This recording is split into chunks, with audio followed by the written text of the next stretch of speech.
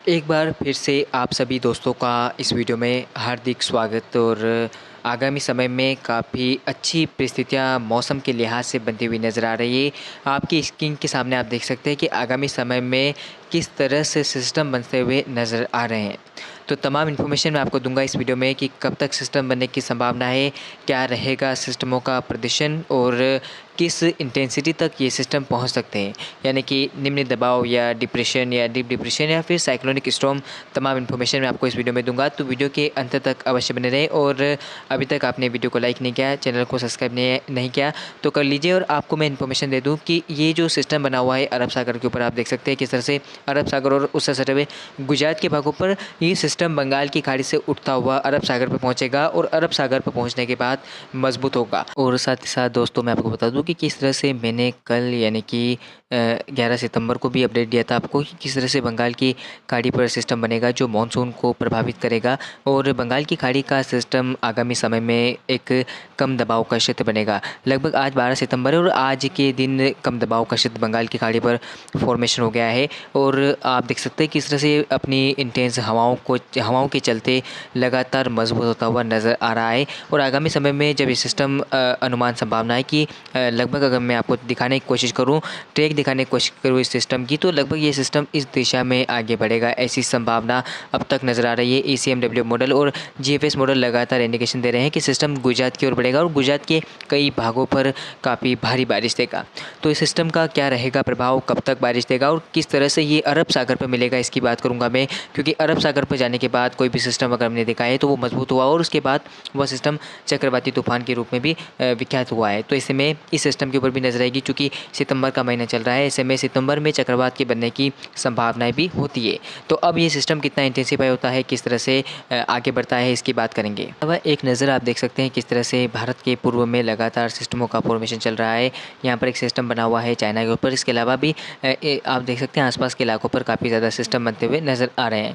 तो आगामी समय में भारत के पूर्व में भी सिस्टम बने हुए हैं और इसके अगर हवाओं की स्थिति की बात करें तो लगभग ये 36 किलोमीटर प्रति घंटे की रफ्तार से अपने आसपास की हवाओं को धकेलेगा और अनुमान संभावना है कि ये सिस्टम काफ़ी मजबूत होगा। इसके ऊपर बात करते हैं आगे कब तक ये किस दिशा में आगे बढ़ेगा। तो लगभग आप देखिए किस तरह से 13 सितंबर आते आते ये उत्तर पश्चिम दिशा में आगे बढ़ेगा और 14 सितंबर आते आते ये सिस्टम ओडिशा को पार करेगा, ऐसी संभावना है। उसके बाद अगर मैं आपको दिखाने की कोशिश करूँ तो 15 सितंबर तक ये सिस्टम और हम कह सकते हैं कि ज़्यादातर इंटेंसिफाई रहेगा और सिस्टम का मूवमेंट एक बड़े हिस्से पर रहेगा, जिसमें उत्तर प्रदेश, बिहार, साथ ही साथ महाराष्ट्र, तेलंगाना, आंध्र प्रदेश, इन अधिकांश भागों पर काफ़ी अच्छी बारिश देगा। और 16 सितंबर आते आते सिस्टम और इंटेंसिफाई होता हुआ आगे बढ़ेगा और लगभग आप देख सकते हैं आपकी स्क्रीन के सामने किस तरह से 16-17 सितंबर आते आते सिस्टम महाराष्ट्र को काफ़ी ज़्यादा प्रभावित करेगा। महाराष्ट्र के अधिकांश भागों पर, मध्य प्रदेश में और साथ ही साथ पूर्वी राजस्थान सहित गुजरात के पूर्वी भागों पर काफ़ी अच्छी बारिश देगा। इसके बाद ये सिस्टम और आगे बढ़ता हुआ गुजरात की ओर बढ़ेगा। गुजरात के सूरत व आसपास के भागों पर ये लगभग 18 से 19 सितंबर के आसपास पहुँच जाएगा, ऐसी संभावना ECMW मॉडल दिखा रहे हैं। इसके अलावा ये सिस्टम अरबियन सी की हवाओं के चलते अपना रुख थोड़ा बदलेगा और यहाँ से लगभग ये सिस्टम यहाँ से अपना रुख बदलेगा और फिर ये सिस्टम अरबियन सी की ओर इस दिशा में आगे बढ़ेगा। तो आप देख सकते हैं आपकी स्क्रीन के सामने इसके अलावा एक नया कम दबाव का क्षेत्र बंगाल की खाड़ी पर फॉर्मेशन हो जाएगा और दूसरा कम दबाव का क्षेत्र जल्दी अरब सागर पर बनता हुआ नजर आ रहा है। और आगे मैं आपको दिखा देता हूँ आगे क्या स्थिति है सिस्टम को लेकर। तो आप देख सकते हैं किस तरह से एक तरफ अरब सागर पर सिस्टम बना हुआ है, एक तरफ बंगाल की खाड़ी पर एक नया कम दबाव का क्षेत्र उत्पन्न हो गया है और बंगाल की खाड़ी की हवाएं मजबूत हैं। इसके अलावा अरेबियन सी की भी हवाएं लगातार मजबूत है और इन हवाओं के चलते यहाँ पर कम दबाव का क्षेत्र फॉर्मेशन होता हुआ नजर आ रहा है। तो भारत के कई भागों पर काफ़ी ज़बरदस्त बारिश होने के आसार इन सिस्टमों से नज़र आ रहे हैं और सितंबर के महीने में काफ़ी अच्छा मानसून प्रदर्शन दिखाई दे रहा है। तो कहीं ना कहीं एक साथ दो वेदर सिस्टम तो भारत के कई भागों पर काफ़ी अच्छी बारिश देंगे। रेनफॉल का इमेज देख लेते हैं किस तरह की स्थिति यानी कि 20 सितंबर को दिखाई दे रही है। जब दोनों सिस्टम देश के ऊपर रहेंगे तो कहां पर बारिश होने की संभावनाएं काफ़ी ज़्यादा प्रबल होती हुई नजर आ रही है। बंगाल की खाड़ी पर सिस्टम, अरब सागर पर सिस्टम, स्थिति काफ़ी नाजुक गंभीर बताई जा रही है देश के कई भागों पर बारिश को लेकर।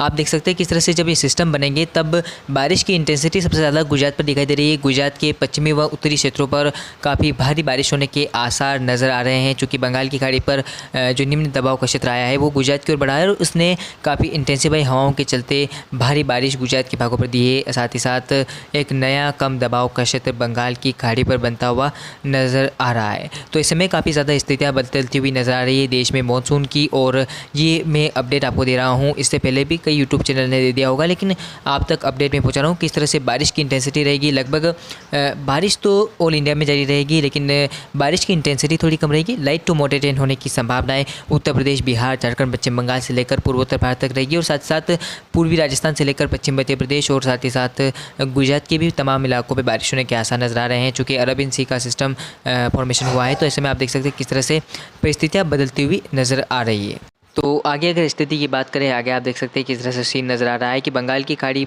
का सिस्टम अरब सागर पर मजबूत होता हुआ नज़र आ रहा है। और अब ये सिस्टम क्या अपने ट्रैक को बदलता है या नहीं, क्या आगे बढ़ता हुआ ये सिस्टम, अगर ये सिस्टम इस दिशा में आगे बढ़ता है तो फिर भारत के कोस्टल एरिया से काफ़ी दूर चला जाएगा, और अगर इस दिशा में आगे बढ़ता है तो फिर ये ओमान और आसपास के भागों पर जाएगा, और इस दौरान ये साइक्लोनिक स्टॉर्म भी बन सकता है। और अगर फिर से भारत के तटवर्ती क्षेत्रों की ओर आता है तो कहीं ना कहीं भारी बारिश गुजरात सहित पूर्वी राजस्थान और ये जो क्षेत्र है इसमें देगा।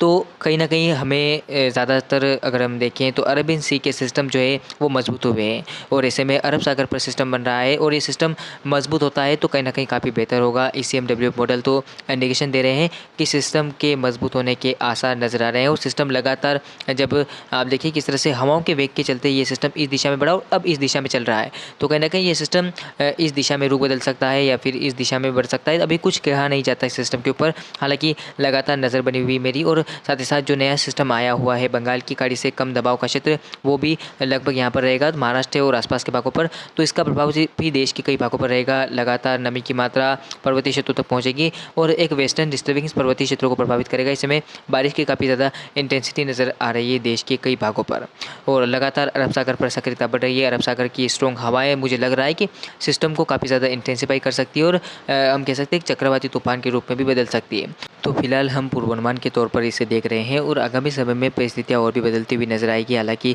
अभी पूरी तरह से ये स्पष्ट नहीं है कि अरबियन सी में आकर ये सिस्टम मजबूत होगा। इसके अलावा अरब सागर में चक्रवात बनेगा, अभी इसके ऊपर कोई ज़्यादा संभावना नहीं जताई जा रही है। तो इस समय लगातार मैं बना हुआ हूँ मौसम के अपडेट के साथ, आपको लगातार इन्फॉर्म करूँगा किस तरह का मानसून प्रदर्शन रहता है और क्या बनते हैं सिस्टम, किस तरह की बारिश होती है, तमाम इन्फॉर्मेशन लगातार मैं देता रहूँगा। तो फिलहाल इस वीडियो में इतना ही, मिलते हैं अगले वीडियो में। धन्यवाद।